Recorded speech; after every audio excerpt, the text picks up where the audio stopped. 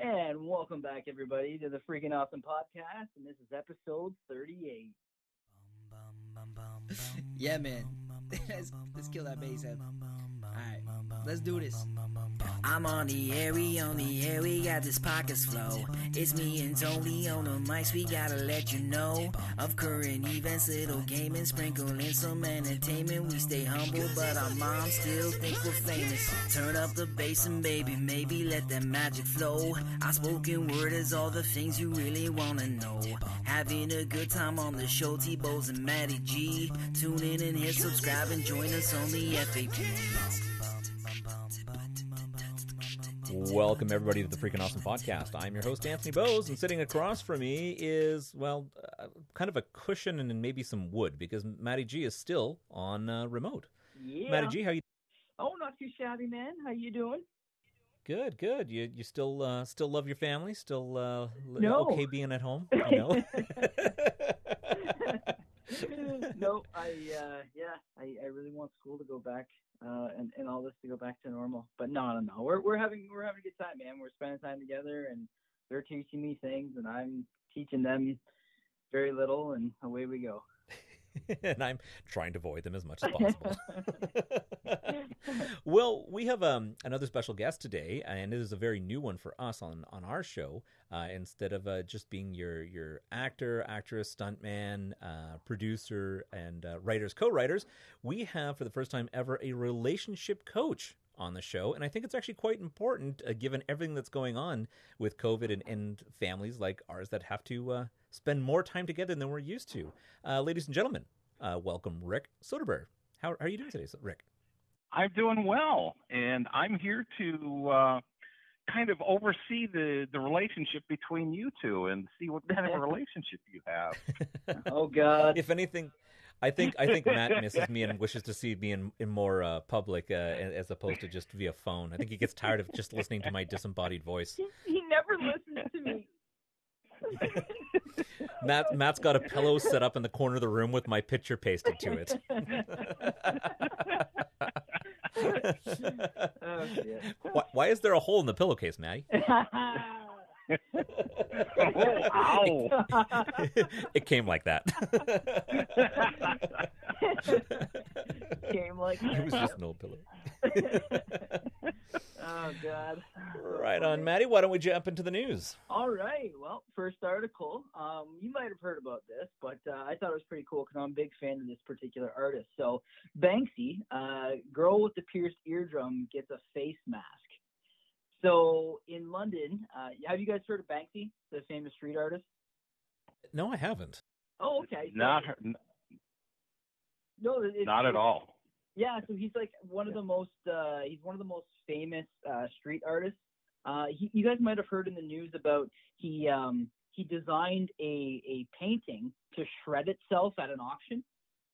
There was That's actually really funny. Yeah, so they basically he kind of overnight he comes in and he does the craziest, most beautiful, interesting street art and vanishes without a trace. No one's actually seen him.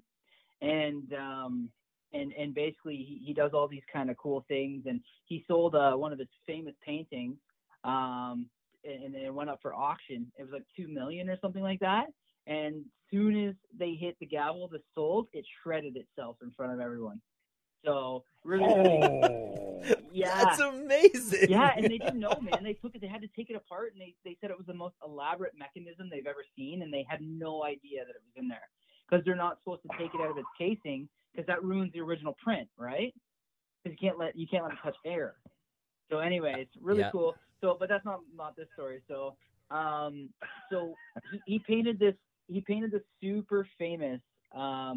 It's called "Girl with a Pearl Earring." It's a take on an old Dutch artist drawing, and he had there was a security alarm that replaced the pearl. Like, it's street art, right? So it's very, very modernized art, and so.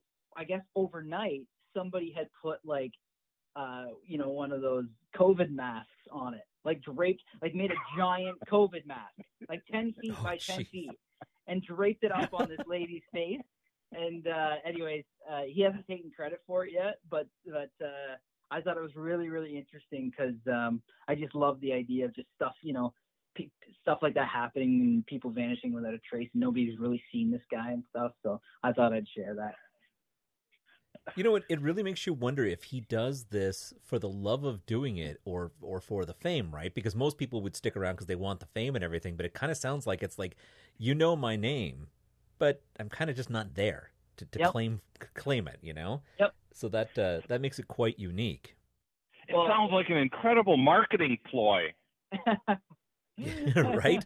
I mean, just to go back to that painting that shreds itself, I like, to me, man, that is almost art in itself, right? Because it's kind of like giving a good fuck you to the institution. Yep. Right? Of people who are blowing money on art.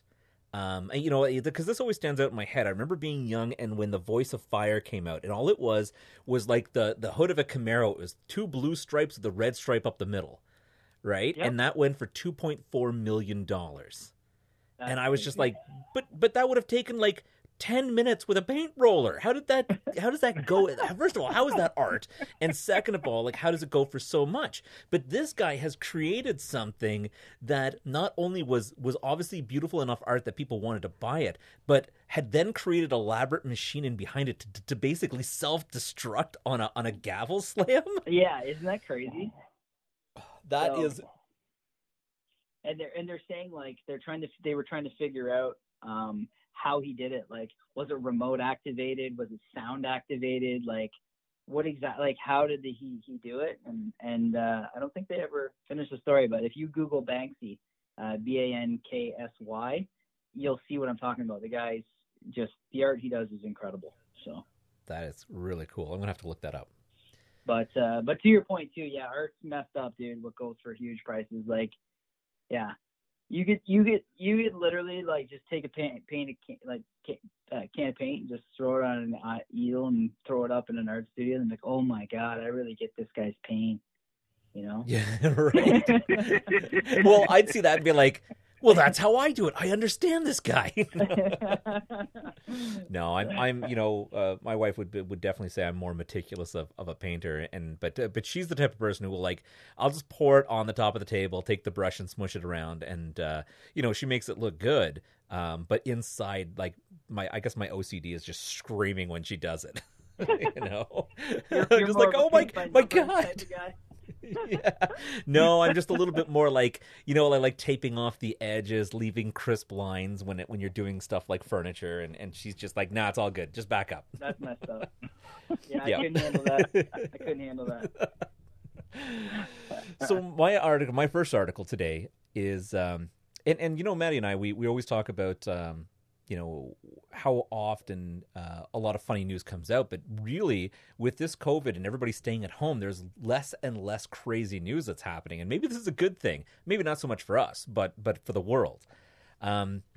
So of course I was able to pull off some COVID-19 news. And, this one is with the number of countries still on lockdown due to the pandemic. Many people, of course, are working from home, including myself and Matty G. But that, undoubtedly means that there's a lot of opportunities out there for people to potentially stay in bed late or wear hoodies or sweatpants like Matty likes to do day in and day out. and say they're at work or... Kelly bought me a pair of isolation pants, which are extremely comfortable, but let me tell you, I would never wear them in public. No. No.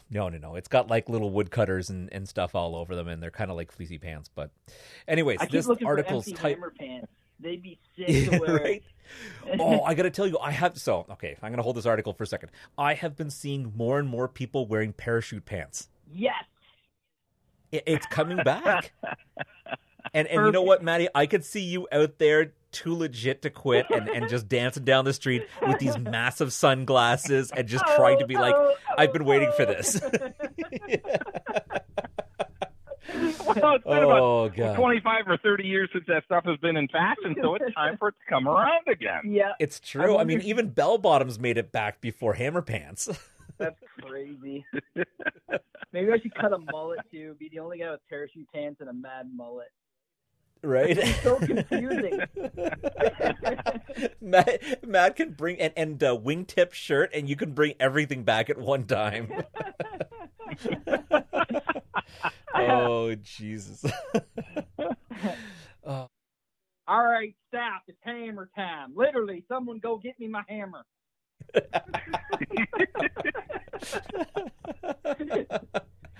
Oh. So the title of this article was "Man Works from Home Blunder as Everyone Can See X-Rated Content on Laptop." Oh, God. Yeah, you knew this was going to happen eventually, right? Let me just share my screen. Nope. Yeah. Yeah, well, that's apparently what happens. So the man, only known as Callum, appeared to suffer a rather embarrassing work-from-home blunder after the colleague informed him that everybody could see what was on his laptop screen. It had turned out during his regular tasks, Callum had been watching porn. and basically, I mean, maybe some people feel like, what you're sharing isn't necessarily what's always on there or tabs that people can see.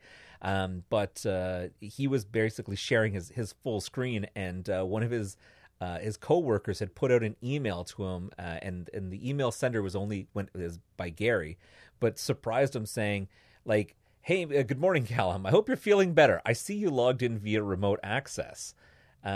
He says, we can see you're logged in, and everybody here is visible.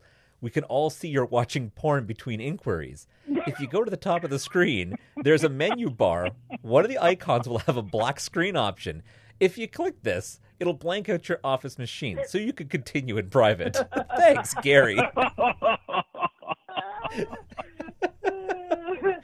So it sounds like either the IT guy or their boss or whoever was looking at this obviously was very, I guess, kind of civil about this, but really funny and obviously completely embarrassing for this employee. Like, I mean, at this point, you probably hope that you never have to go back to an office setting, so you don't have to see your coworkers. Isn't there like a rule too, like no drinking before noon, like same with porn? Like...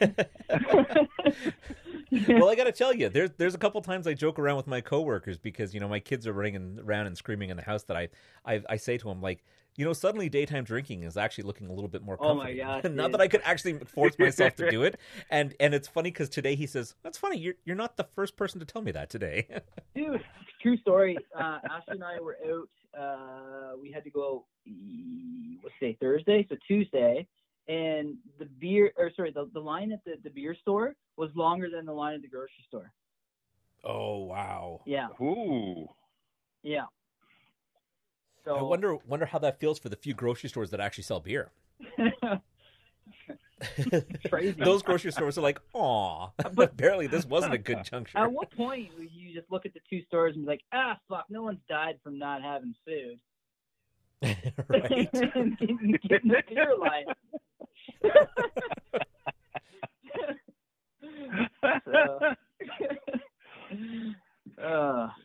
Down in the U.S. there, Rick, you've got a lot of stores that, of course, just serve alcohol, right? Like at the same time as your regular groceries? Yes. Yeah, so that's still new for us up here in Canada. Oh, is it? Oh, yeah. Yeah. I was walking through one of our Walmarts, and it was shortly after everything went on lockdown, and shelves are bare, and it's just absolutely insane. But for whatever reason, nobody had picked up on the idea of getting alcohol. The alcohol shelves were stocked. Now, wow. It's the other way around. The alcohol is starting to disappear, and the other shelves making are a comeback. Yeah, that's hilarious. That's funny. That's funny. All right, Maddie, what else you got? I have a fun one here. This is totally our show. Okay. The article reads, "Can COVID-19 be spread through farts?" Question mark. Oh boy. So we've hit, this article is hilariously written. So we've hit a stinky new COVID-19 low. An Australian doctor suggests the coronavirus can be spread through farts. During an Australian Broadcasting Corporation podcast, Dr. Norman Swan warned that farts in the air set adrift may be able to spread the virus. He also continued, there should be no bare-bottom farting. And don't ever Still wear fart, pants. and don't fart too close to other people, and don't fart with your bottom bare. So some guidelines, obviously, to back up his